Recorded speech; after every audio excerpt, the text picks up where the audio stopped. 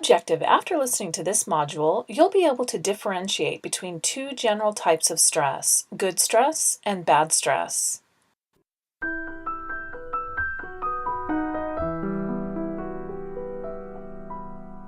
Types of stress.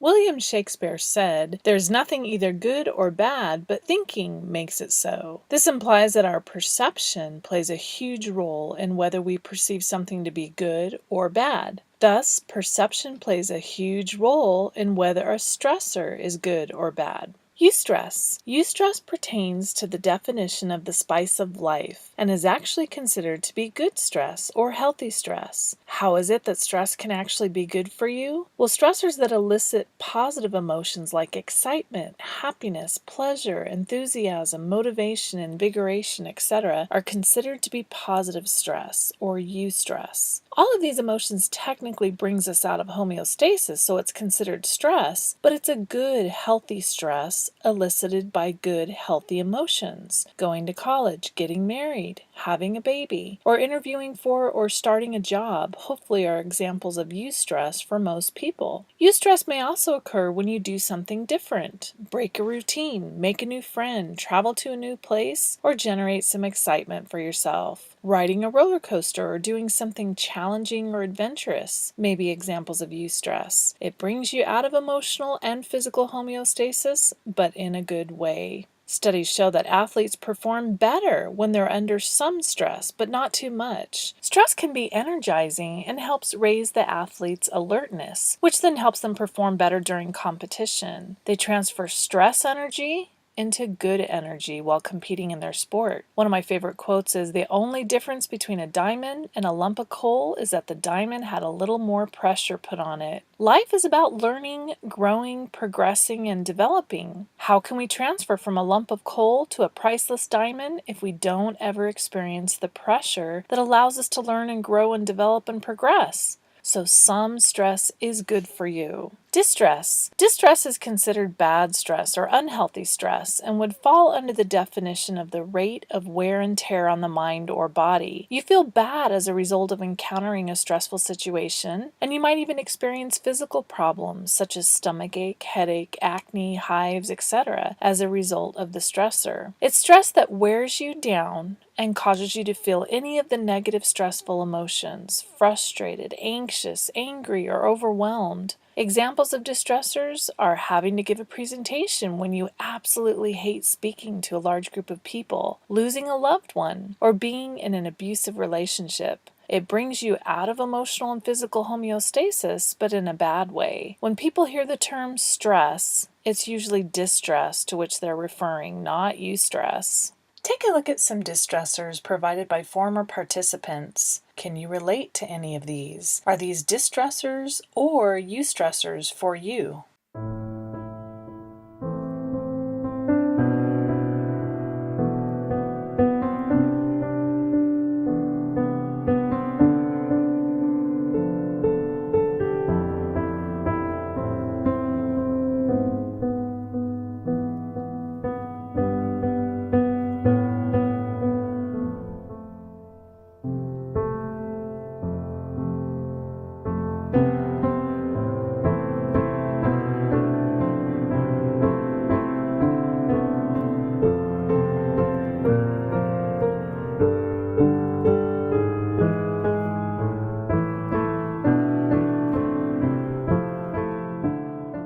It's important to note that the very same stressors that cause eustress in one person can cause distress in another. Whether or not the stressor is eustressful or distressful depends entirely upon the individual's perception. Perception is key. For example, divorce is usually considered to be a stressor, but depending on one's perception, this could be a good thing, eustressful, or a bad thing, distressful. For one person, divorce can feel like the end of the world. Their life is over. For another person, hallelujah, their life is just beginning. We have a family friend who took his life after his wife divorced him. But I have another friend who got into great shape and started tons of hobbies such as skydiving after her divorce. She felt that her life began after her divorce. Very different perceptions and outcomes, and yet it's the same stressor. It's the same stressor or situation, but it results in very different reactions based on the individual's perception. Here's another example. A former student of mine received a D in my class and was ecstatic because he passed the class, while another student enrolled in the same class received an A minus, but was extremely upset and agitated that she didn't receive an A. Again, perception is a key factor in determining whether something is eustressful or distressful.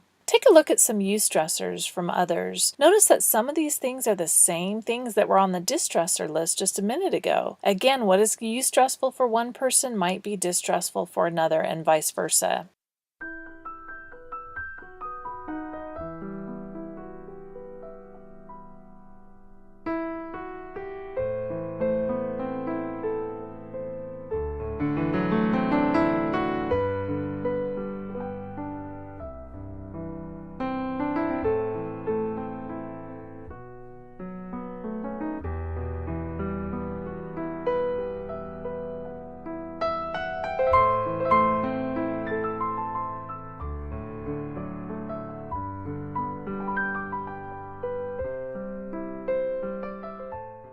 It's possible for stressors that once caused eustress to eventually cause distress. So a stressor can switch from being eustressful to being distressful and vice versa. You might learn how to deal with a particular stressor more effectively, and you begin to view the stressor as more of a challenge than a problem. So the stressor that used to be distressful can become eustressful. Or the stressor that used to be eustressful is now weighing you down and gets worse until it turns into distress. Take a look at some examples of eustressors that became distressful or vice versa.